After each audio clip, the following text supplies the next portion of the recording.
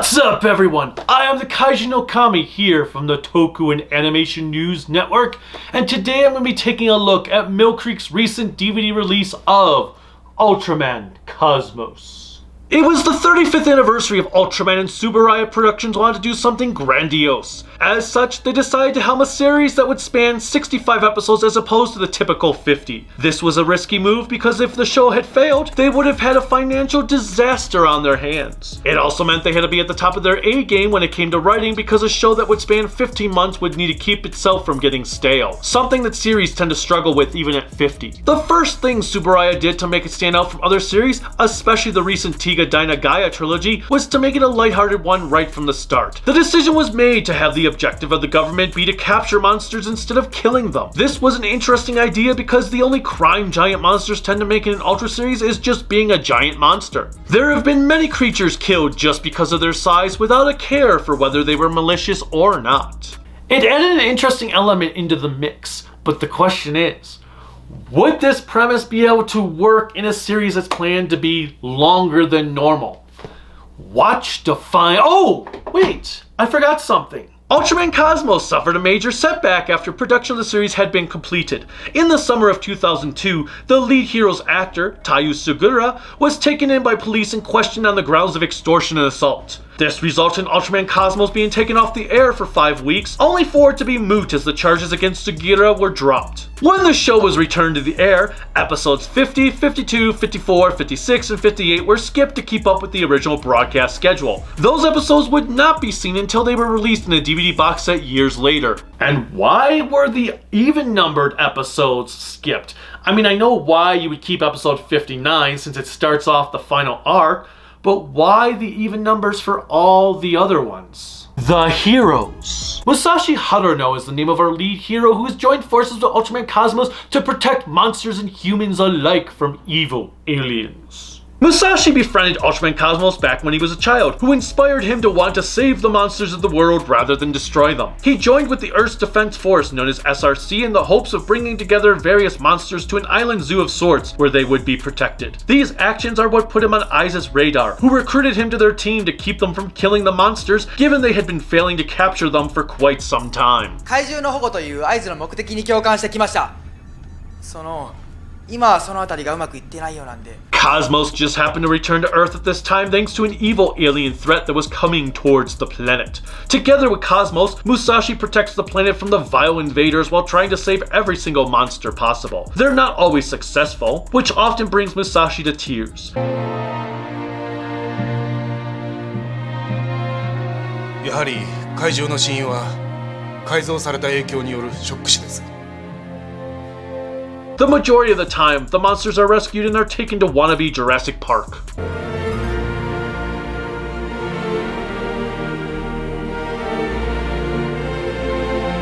Musashi is naive to a fault, but it is his optimism that brings a delightful sense of style with him. He's not your typical Ultraman protagonist, which works in the show's favor. There's also the intrigue factor, considering he was a child when he first met Cosmos, and we get to see how that inspiration defined the character we see in the show. Cosmos himself stands out by being a blue and silver Ultra instead of the standard red. His fighting style utilizes a variety of parrying moves in order to reduce how much harm he places on a monster.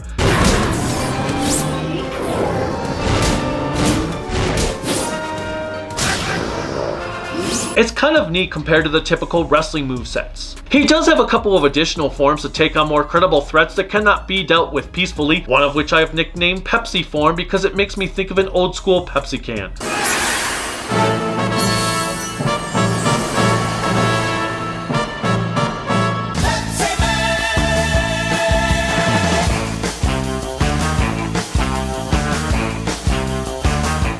is the form Cosmos changes into when he has to outright battle an alien threat that often takes over a monster. Halfway through, he acquires his final form that allows him to eclipse his opponents.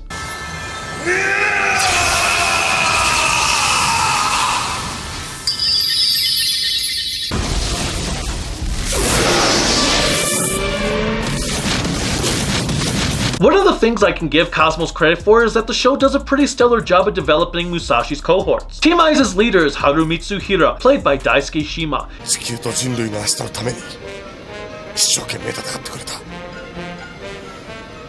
そのことを思えばこんな怪我ぐらい。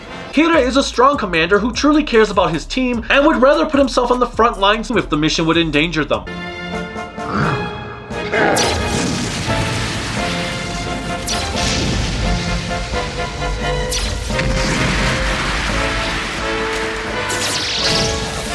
At one point in his life, he was bound to be married, but his fiancée found his inability to grasp women frustrating, and so they have an on-again, off-again relationship. あなたって相変わらず不完全な人ね。ああ、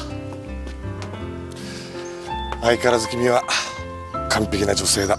They both care deeply about each other, only they're both too stubborn to give in to the other. Next up is the team's co-captain, Shinobu Mizuki. 人間が快適な暮らしだけを求めて他の地球生物すべてを排除しようとすれば人間はきっと自滅する。 Shinobu is perhaps the weakest of our heroes when it comes to character development. There is a scientist who shows up every now and then that is deeply in love with her, and while it is hinted she shares some feelings for him, nothing comes out of it one way or the other. いいこと？二度と私たちにあんなことしたら。何したんです？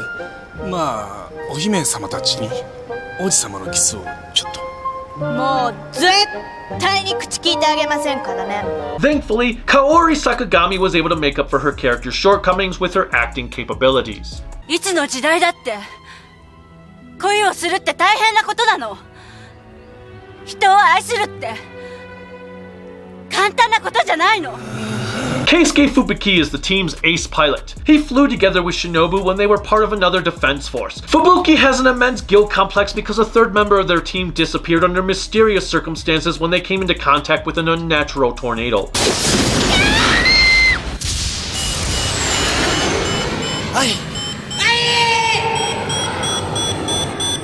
To make his backstory even more tragic, Fubuki's older sister died when he was 3 years old. Musashi will often butt heads with Fubuki, which is why Hira nicknamed the Spring Breeze duo, because they both have the same type of personality, they just express themselves differently.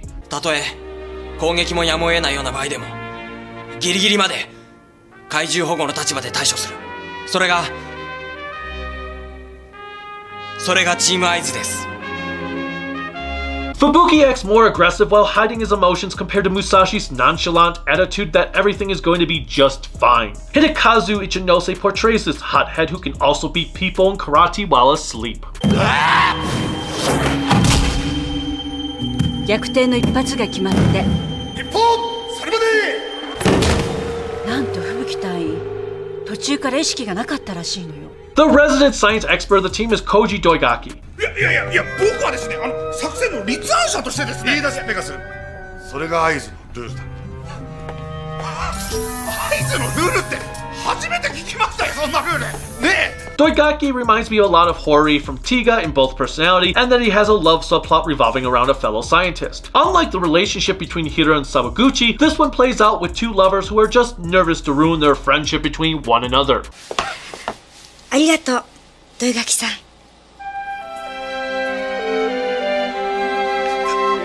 Koichi Suda's acting allows Doigaki to be one of the standouts from the show's roster. Early on, we learned Doigaki's dad owns a fishing business and hated that his son was not interested in taking it over. There's even one monster Doigaki uses his knowledge of fishing to capture, which does lead to a hilarious cut with his dad.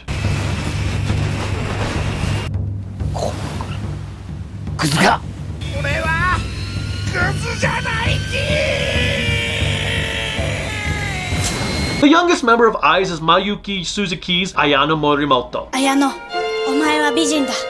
スタイルだっていい。性格も女らしいし可愛い。どんな男の人だって一撃 KO だ。よし。Ayano typically stays in Aiza's base in order to give status updates on monster action or anything else that may be going on. She develops feelings for Musashi as the show progresses. We never truly see the outcome of this relationship flourish, as neither one of them is willing to admit it. Man, there are a lot of love subplots going on in this show. It's so sweet. I'm getting cavities. Ayano does have a couple of standout moments. その件でチームアイズより調査に参りました。どこに？あ？私は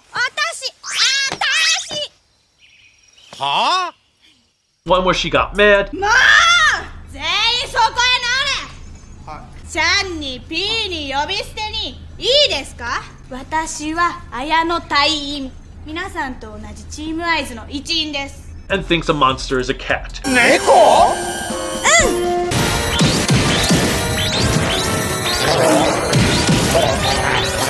？She also likes to see the good in everyone. The monsters and aliens. While all the monsters and aliens in Cosmos are new, there are quite a few callbacks to previous creatures. There's one set of aliens that are totally inspired by Dada.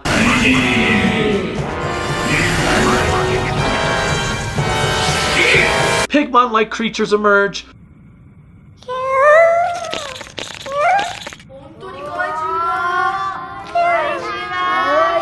We have a callback to Ultra 7 with a childhood toy of Musashi's that gets transformed.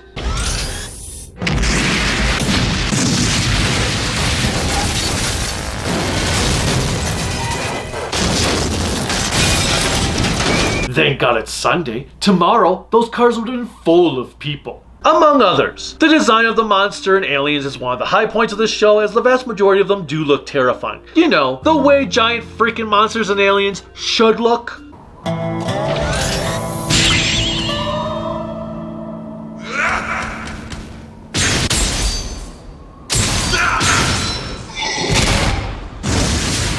There is a major threat to be had as an alien force called Chaos Hatter is constantly invading the planet, trying to take over its behemoth inhabitants. 無数の光の粒子で作られている怪獣です。その粒子の中にカオスヘッダーも混ざっています。カオスヘッダーに取り憑かれているのか。 When this occurs, Cosmos has to Pepsi up to become more aggressive if he is going to save the monster. The Chaos Hatter are a little too reminiscent to the Radical Destruction Bringer from Gaia, which wouldn't be an issue had this series not been the successor to Gaia. I do wish they had been portrayed as actual characters, but it is what it is. One of my favorite aliens designs is this thing that takes the disguise of Fubuki and Shinobu's missing partner.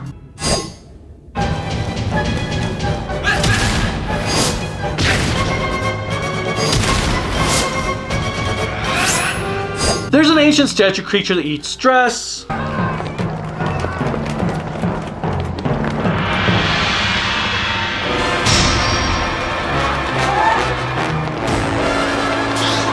In today's world, we would be so screwed. Oh, lastly, there's some pink demon sheep. Aw, it's so... Ugh. What the hell was that? The effects and music. Ultraman Cosmos' soundtrack will be very familiar to fans of the franchise, while the effects hit as much as they miss. When Cosmos does its effects practically, it's usually quite good. Miniatures are a bit generic, albeit fine. Night and sunset battles are always a pleasure to watch.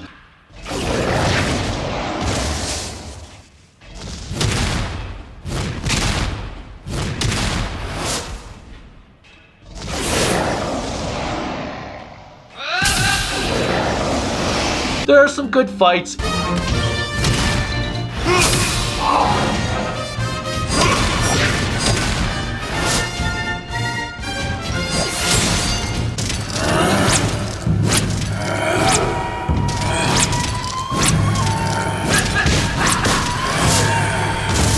On the other hand, this show relies way too much on CGI. I swear that there were no actual model ship props used in the first few episodes, leaving everything to computer graphics. It did make the first few episodes a chore to sit through. SRC の精鋭で構成されたチームアイズの基地が置かれている。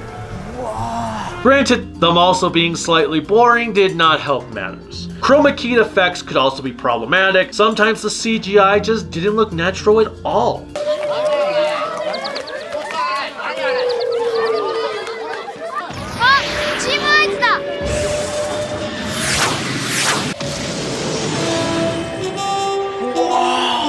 Overall, Cosmos was just a mixed bag when it came to the visual flair. Fortunately, its soundtrack made up for the effects' shortcomings. Continuing its birthday celebrations, Cosmos' soundtrack was composed by Toru Fuyuki, who helmed every Ultra series from 7 onward of the Showa era. This allowed the show's music to be as familiar as it was energetic, with a really good score that fit the narrative to a T. It's what you want out of an Ultraman soundtrack, especially if you are a fan of the shows from the past. Fuyuki continues to show how talented he is, as his music can transition from whimsical to dark and dreary in an instant, regardless of the show's lighthearted nature.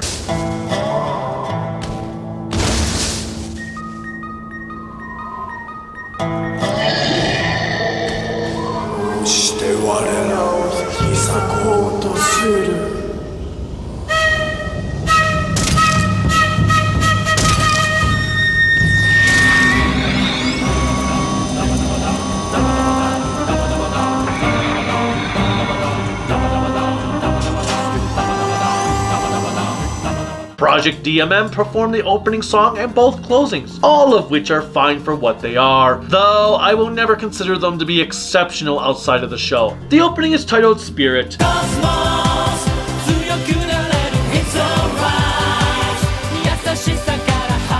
The first closing theme is Ultraman Cosmos, Kimi ni Dekiru Nanika.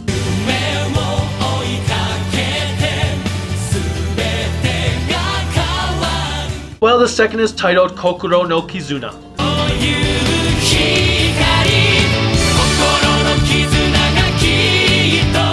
I do think Kimi ni is the superior of the two ending songs, and it was a bit weird to have a new theme take over 42 episodes in. The episodes. At 65 episodes, Cosmos is the task to complete. I found myself enjoying the show more often than not, though it was not a perfect run by any means. The first several episodes were a rough start before Cosmos found its footing. Regretfully, it did start to overstay its welcome by the late 40s as my focus waned. I really just wanted the show to end, only for it to keep going. It was very fortunate that there are still some strong episodes to be had in the final stretch, with one of my favorites revolving around Fubuki and Shinobu's missing pilot and an alien threat using her image to confuse the team. The last 7 episodes is also one continuous story as our heroes confront Chaos Header for the final time. Nevertheless, I really do not feel like the series needed to be longer than the typical Ultra show at the time. I do like the originality with everyone trying to save monsters as opposed to destroying them, which does set Cosmos apart from its brethren. Sometimes it could get a little too silly, as we saw with episode 27, the Earthborn Space Monster. A monster comes to Earth to give birth, and it's just one wacky hijinks after another. 武蔵、避難状況。完了してます。っていうか、誰もいません。あいつ自分の力じゃ出られないの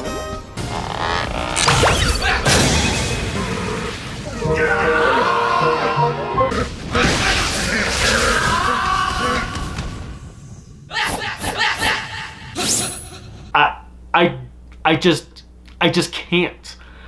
Not anymore. This episode just needs to go away from my memory. My favorite is the 2-part The Daughter of Time story that features an estranged woman being hunted by an alien machine.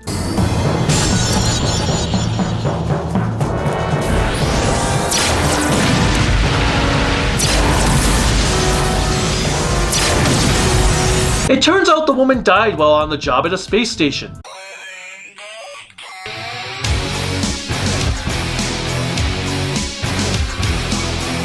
This adds a mystery of intrigue as you ponder what she is doing there and whether she is real or not. Is she a good guy or a bad guy? Is she under the control of the aliens or is she not? What is her purpose? The duology are also enhanced thanks to the kick-ass design of the alien bot named Waruga, which makes me think of King Joe.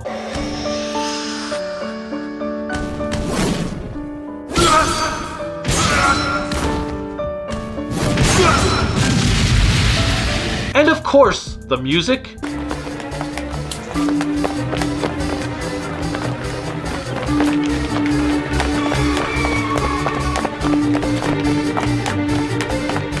The movies. Ultraman Cosmos has 3 movies, a prequel and 2 sequels. The prequel film takes place when Musashi is 10 years old and meets Cosmos for the very first time. You got the touch.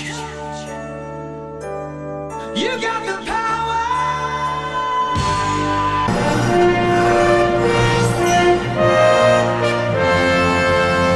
horribly bad CGI alien Baltan and Cosmos duel each other in Earth's atmosphere, which weaken Cosmos.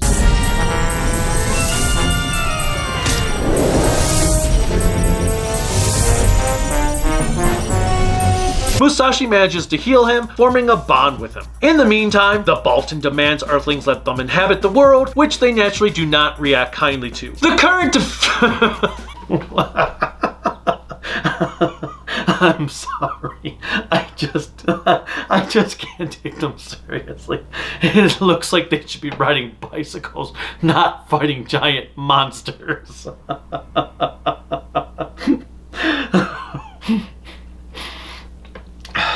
On top of that ridiculousness, they attack a monster by...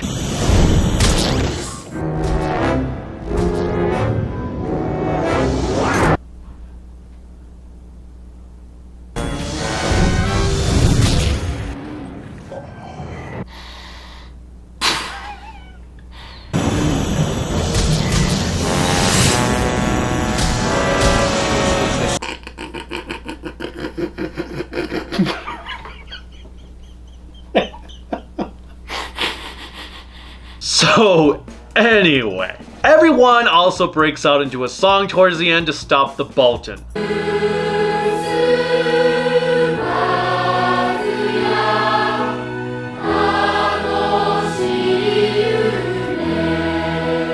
This sounds like the plot of a really bad Coca-Cola commercial. Overall, the first movie was hard for me to sit through, not just because of its silliness, but the plot was just slow moving. It is also never explained how anyone on this world even knows the existence of Ultraman, considering Musashi constantly dreamed of meeting one before Cosmos came to Earth. We do get to meet Musashi's mom and stepdad, as his biological father died when he was younger. Yay? The second movie takes place a short time after the events of the series and features a new defense team made up for those from the prequel film under the name of SEA. It's in the defense. It features some alien sea-dwelling people that have a cool manta ray monster.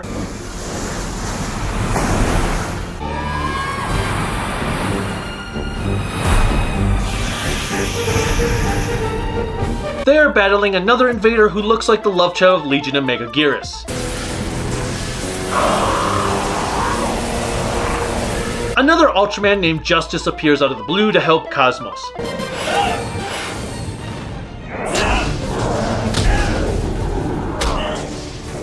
Lastly, apparently Cosmos can fix buildings, which makes me wonder why he didn't do that throughout the entire series.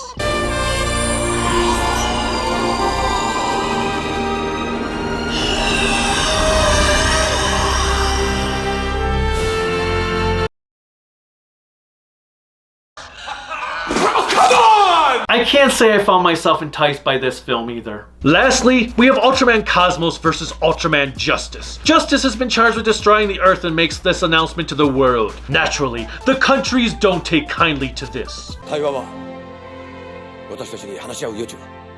will fight! Intergalactic justice has nothing to do with it. We will fight them with every weapon that we have. That's justice for our Earth. Good old America, taking the war approach like the impulsive teenage brats that we are. Justice sees the error of his ways, or her ways? I'm not so sure, as Justice takes on the form of a woman for her human guise. Either way, Justice ends up teaming up with Cosmos to defeat the creatures who are coming to destroy the planet. Cosmos also gains a new upgrade form by merging with Justice.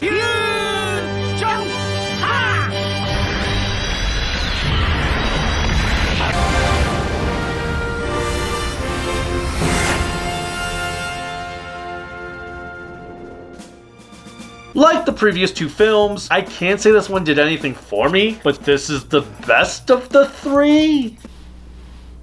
The DVD. The DVD is what you would expect. Cover, spine, backside. You open it up. We've got your typical booklet, the discs with trays. Booklet shows Cosmos stuff. And then episode descriptions. Lots and lots of episode descriptions. No monster activity, no monster anything. Just episodes. No characters, just episodes. Kinda lame. Video and audio are fine. We do get a lot of compression issues with the video. Backgrounds can sometimes look jittery and full of extremely soft details, though nothing that breaks the immersion.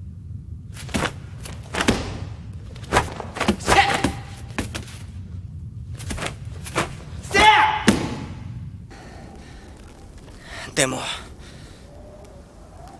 そこがお前のいいところだけどな。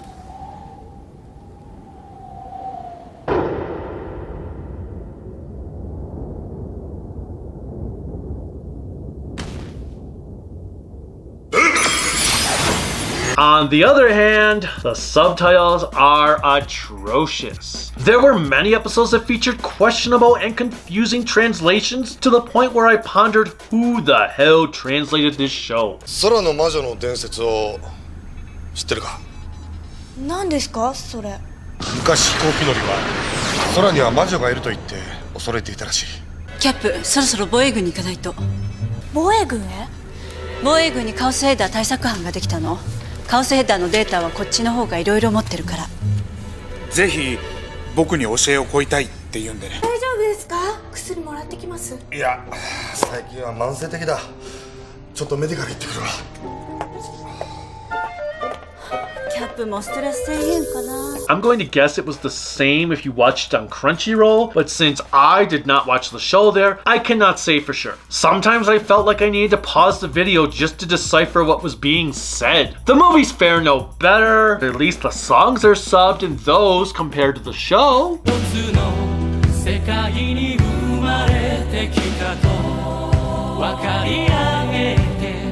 In the end, I did enjoy the vast majority of what Cosmos had to offer. It's an interesting show with a lot of neat ideas, even if it wasn't always perfect at it.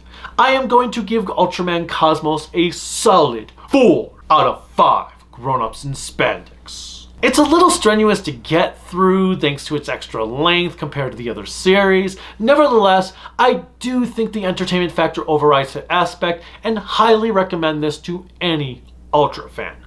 Until next time, bye.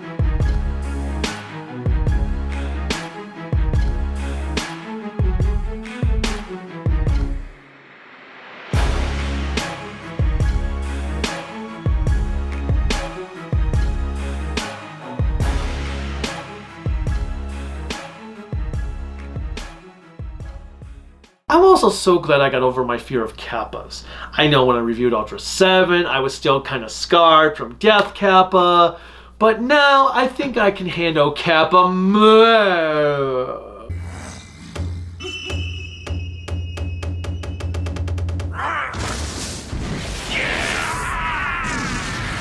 Can't sleep. Kappa will eat me. Can't sleep. Kappa will...